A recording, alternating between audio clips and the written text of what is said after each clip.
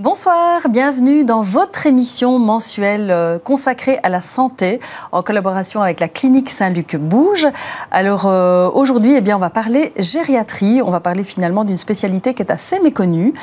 Alors pour nous en parler, d'abord je vous rappelle quand même que vous pouvez interagir avec nous, donc n'hésitez pas à poser vos questions. On est, je ne sais pas sur quelle plateforme vous êtes, mais en tout cas sur Facebook, sur la page de la clinique ainsi que celle de Bouquet, n'hésitez pas à poser vos questions et les spécialistes qu'on a ici en plateau y répondront, puisque le but de cette émission, c'est effectivement que les questions soient posées aux spécialistes et non pas à un moteur de recherche.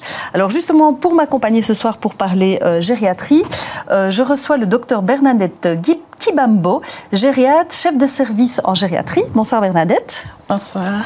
Et également avec nous Julie Legros. Alors Julie Legros, infirmière en chef et spécialisée en gériatrie. Bonsoir. Voilà, un plateau féminin pour parler gériatrie. C'est bien aussi un plateau exclusivement féminin. Alors, la première chose quand même, c'est peut-être, là j'ai donné vos fonctions à l'une et à l'autre, mais c'est un peu plus que ça. Moi j'ai simplifié. Donc voilà, docteur spécialisé en gériatrie, c'est-à-dire votre parcours.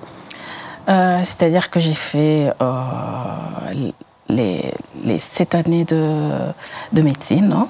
Oui. Et puis j'avais fait j'avais été spécialisée en médecine interne et j'avais commencé à travailler comme interniste. Puis à un certain moment, je suis allée faire un remplacement dans un service de gériatrie. Ok. Et là, je suis tombée amoureuse de la gériatrie.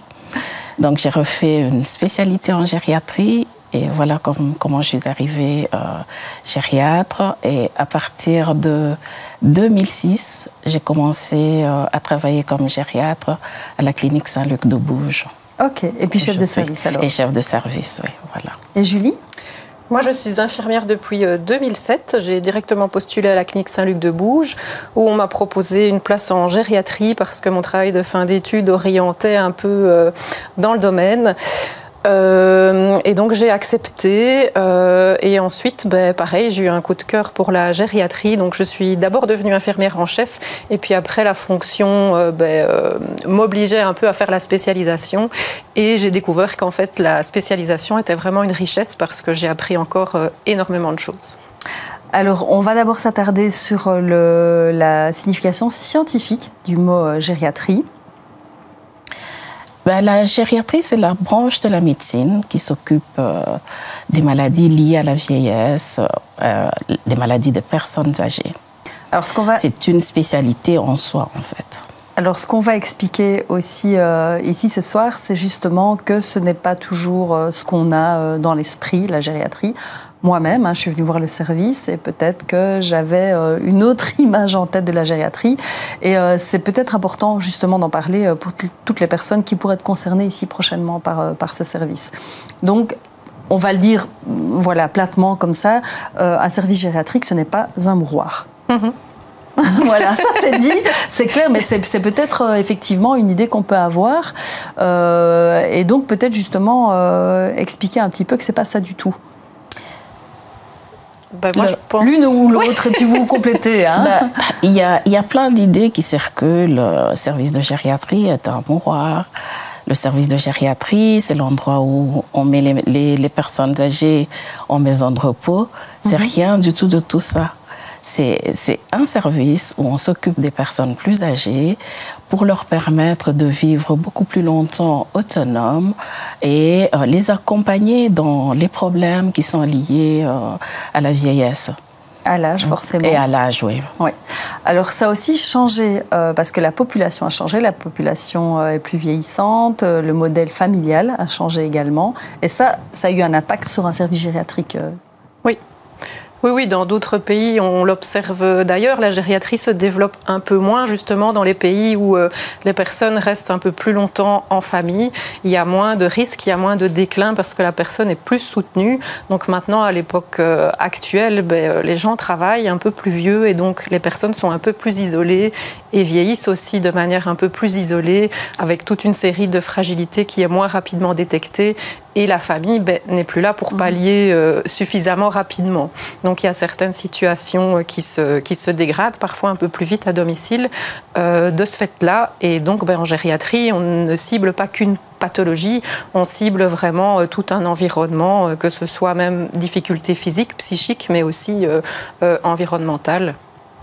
Alors ça, c'est une partie, c'est le modèle familial qui a évolué, mais il y a également la personne qui vieillit, la population est vieillissante et on meurt plus âgé, on a une espérance de vie plus longue, et donc il y a des pathologies en plus qui ont émergé suite à ça. C'est-à-dire que la population vieillit, on vit beaucoup plus longtemps, la médecine a évolué. Avant, les gens mouraient de certaines pathologies dont on ne meurt plus forcément maintenant. Donc, on arrive avec des personnes qui arrivent dans le plus grand âge, avec beaucoup de pathologies dont on mourait avant. Voilà. Alors moi, je propose, parce que c'est pas par hasard qu'on fait cette émission ici au mois d'août par rapport à la gériatrie, c'est parce qu'à la clinique Saint-Luc de Bouges, il y a un nouveau service gériatrie qui est pratiquement ouvert, on va dire. Et je propose qu'on écoute le directeur de la clinique, Adrien Dufour, qui va un peu nous expliquer en fait la stratégie de l'ouverture de ce service. Et donc, pourquoi stratégiquement travailler sur l'ouverture d'un nouveau service de gériatrie? C'est être dans la poursuite de notre plan stratégique Harmonie, où on reconsidère l'offre de services de Saint-Luc-Bouges à la lueur de l'évolution démographique et des besoins de santé de la population. Et donc il est clair pour nous que tout ce qui a trait au bien vieillir, à la prise en charge aussi de la personne âgée, c'est quelque chose qui est important. Et donc dans ce cadre-là, nous avons réfléchi à pouvoir reconvertir des lits de chirurgie et de médecine en lits de gériatrie, avec une ouverture qui sera au 1er octobre. Et tout ça, bien sûr, s'inscrit dans le prolongement d'engagements médicaux aussi, puisque nous allons avoir 2 gériatres qui vont venir compléter l'équipe médicale, le docteur Kali et le docteur Gomré, qui viennent compléter l'équipe de Madame Kibambo. Et donc, tout ça se met maintenant dans une logique qui va devenir de plus en plus opérationnel pour pouvoir ouvrir au 1er octobre. Mais c'est avant tout un choix stratégique par rapport à une évolution démographique, des besoins de santé, et aussi de reconsidérer la place de la personne âgée dans la population en termes d'acteurs de prise en charge de sa santé. L'ancien service ne ferme pas du tout. Donc actuellement, nous avons 30 lits de gériatrie, plus un hôpital de jour gériatrique qui fonctionne un jour semaine. Et la volonté va être de porter l'offre de lits gériatriques à 52 lits au total, donc 2 unités de 26 lits. Et dans l'ancienne unité de gériatrie, nous allons mettre également l'hôpital de jour gériatrique, et ce afin vraiment de couvrir de manière parfaite et complète l'offre de prise en charge gériatrique, ce qui permettra d'avoir 2 unités tout à fait équilibrées et une offre également qui permettra des mises au point, vraiment toute une série de choses, toute une série d'approches qui vont permettre vraiment de profiler la prise en charge des patients qui vont être adressés, par exemple sur la clinique de la mémoire ou sur la clinique du bien vieillir. Ce qui se passe, c'est qu'aujourd'hui, on vise le 1er octobre en termes d'ouverture et que nous faisons des travaux dans une unité qui est déjà en fonctionnement. Donc au 1er octobre, on va dire sur le courant du mois de septembre, il y a un jeu de chaises musicales qui va se mettre en place parce que nous avons des travaux qui se terminent ici durant la période estivale et d'autres qui commencent début septembre, où l'étage où nous sommes, qui est aujourd'hui un étage de chirurgie, va redescendre et va être transformé en étage de gériatrie avec les différents aménagements qui sont nécessaires pour correspondre aux normes d'un service de gériatrie, donc aux éléments architecturaux qu'il faut pouvoir respecter pour pouvoir bien fonctionner en gériatrie. Un vrai défi puisque nous avons reçu l'accord de l'AVIC dans un délai qui était vraiment tout à fait louable puisqu'on était début juillet sur base de différentes concertations et autres et une ouverture au 1er octobre. Donc c'est vraiment très court avec une période estivale et les équipes ont répondu présent et autres et chapeau parce que tout le monde est vraiment déjà partie prenante dans le projet. Donc les équipes dont vous faites partie, Bernadette et Julie, et ça veut dire un deuxième service, ça veut dire quand même aussi au niveau de la gestion du service, beaucoup plus de travail, etc. Comment est-ce que ça va s'organiser ? Le deuxième service est le bienvenu parce qu'en fait on était vite à saturation. Comme on l'a dit dans l'extrait qu'on vient de voir, la population vieillit, le nombre de personnes âgées augmente et le service était vite à saturation. Ce qui fait que les personnes âgées étaient souvent dans d'autres services. Le fait d'avoir un deuxième service, ça va permettre de désencombrer ces services-là, ça va permettre de désencombrer aussi le service des urgences. Ça nous aidera aussi à mieux prendre en charge nos patients et augmenter la qualité de la prise en charge. Avant d'aller un petit peu plus loin encore par rapport au service gériatrique, expliquer un petit peu aussi comment il fonctionne ici spécifiquement à Bouges. On est allé également rencontrer le docteur médical de la clinique, Éric de Flandre, qui va aussi un petit peu nous expliquer l'ouverture de ce deuxième service gériatrique. Comme cela a sûrement déjà été dit plusieurs fois, la population âgée de plus de 75 ans ne cesse de croître et va encore continuer à croître. Et c'est une très bonne chose. Ça veut dire que nos aînés restent avec nous plus longtemps. Mais cette population spécifique a des besoins tout à fait spécifiques. Et donc ces besoins sont adressés particulièrement bien à un service de gériatrie, qui est un service qui est conçu différemment des autres services de l'hôpital. Et par ailleurs, cela a guidé aussi notre choix dans le recrutement des nouveaux gériatres.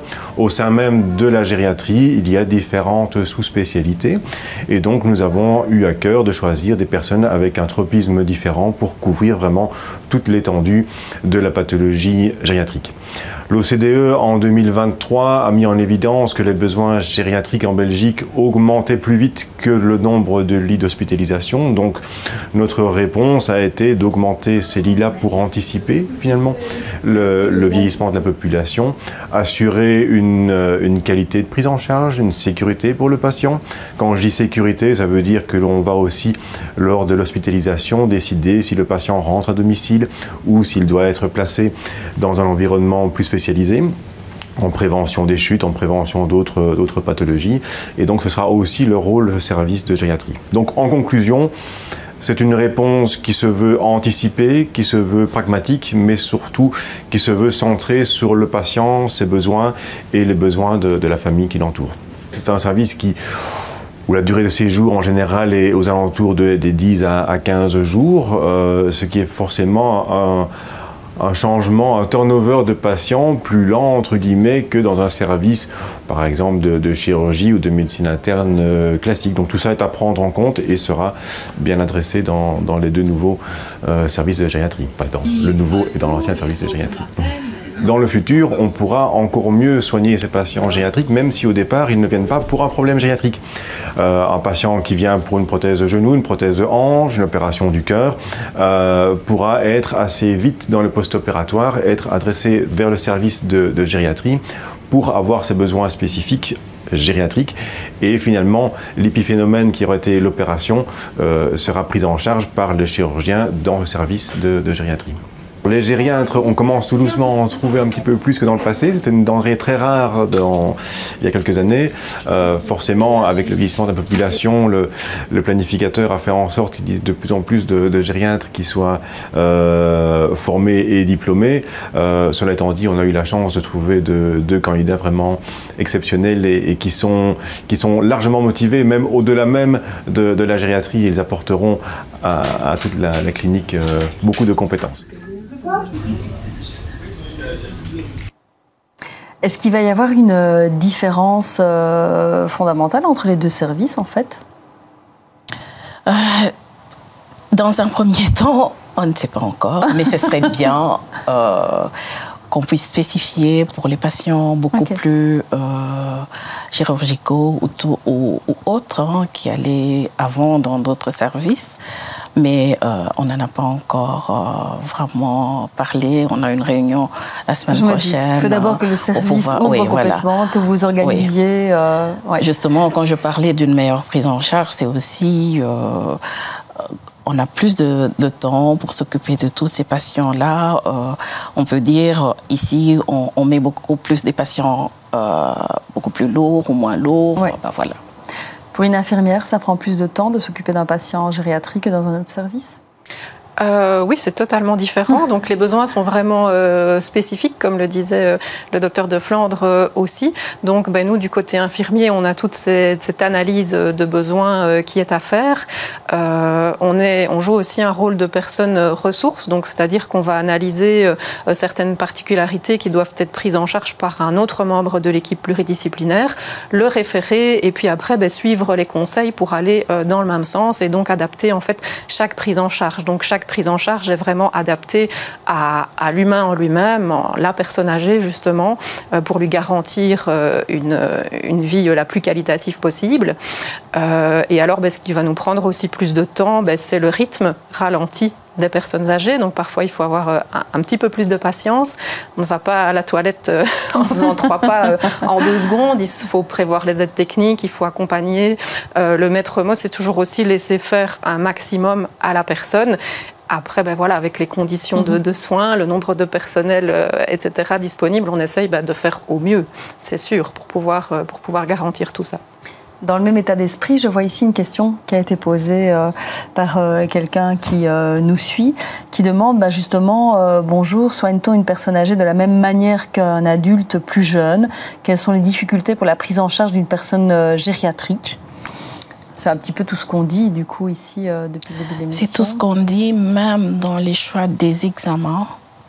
On ne va pas faire tous les examens invasifs à quelqu'un de très âgé qui est peut-être très fragile et tout. La prise en charge est aussi adaptée à la personne âgée. Même si c'est chez un jeune, on peut être un peu plus agressif. Chez une personne âgée, on sera nettement moins agressif. On va adapter à sa condition de vie. En effet, on les soigne, mais en adaptant toujours le traitement à leurs conditions de vie, à leur état général et tout. Est-ce qu'on peut arriver en gériatrie sans nécessairement du tout avoir à faire un autre service, donc absolument pas de chirurgie, etc., juste pour soigner une pathologie? Quelles sont finalement les pathologies spécifiques liées à l'âge? Est-ce qu'on a des pathologies qui sont spécifiquement liées à l'âge? J'imagine que oui. Il y a des pathologies liées à l'âge, des pathologies liées par exemple à l'arthrose. Ça, c'est avec l'âge qu'on a tout ça, avec tout ce que ça implique, des douleurs, des pertes de mobilité. Il y a des pathologies liées à l'alimentation chez la personne âgée. Des nutritions, des choses comme ça? Des nutritions. Pourquoi? Parce que on n'a plus les mêmes papilles gustatives, la nourriture ne nous goûte plus, l'appétit n'y est pas, parfois l'isolement social, donc on est à même d'être dénutri. Il y a des problèmes de mémoire aussi, qui sont vraiment beaucoup plus fréquents quand on est une personne âgée. Il y a des choses plus spécifiques. Par exemple, un jeune n'aura pas autant de médicaments qu'une personne âgée. Il y a beaucoup de médicaments. Dans les médicaments qui ont parfois des effets secondaires dangereux, il y a parfois des interactions. Donc tout ça, ce sont les spécificités de... Ça fait partie d'une prise en charge aussi, ça. Donc le côté médicamenteux, oui, c'est vraiment important. Le côté médicamenteux aussi, oui. Alors justement, qu'on parle de ça, quels sont effectivement finalement les différents axes du parcours quand on rentre en gériatrie? Alors l'offre, elle est assez diversifiée et donc en fait l'hôpital a un programme de soins gériatriques pour lesquels 4 axes sont obligatoires. Donc le docteur Kibambo et les futurs gériatres aussi font des consultations gériatriques au sein de l'hôpital. L'hôpital de jour gériatrique, on en a touché un petit mot. La liaison interne gériatrique qui circule aussi dans l'hôpital et le service d'hospitalisation aussi.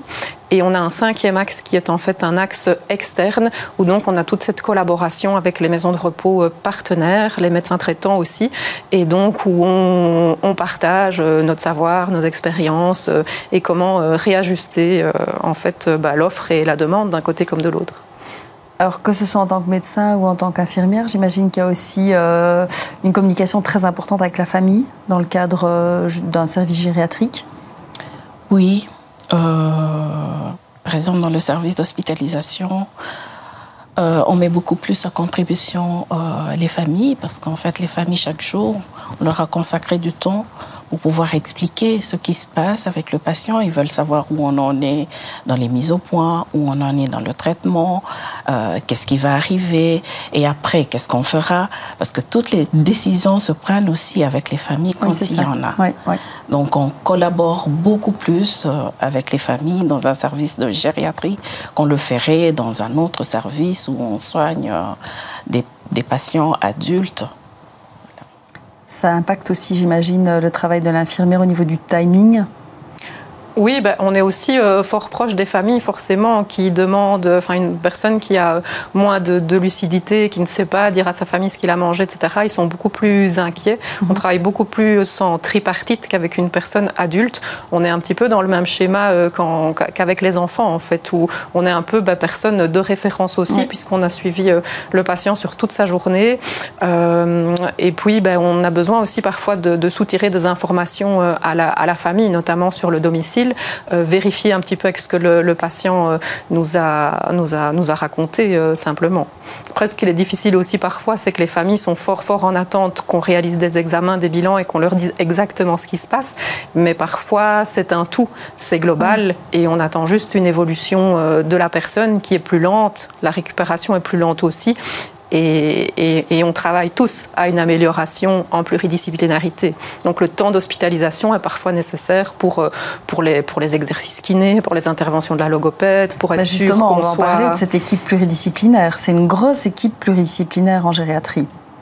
Oui.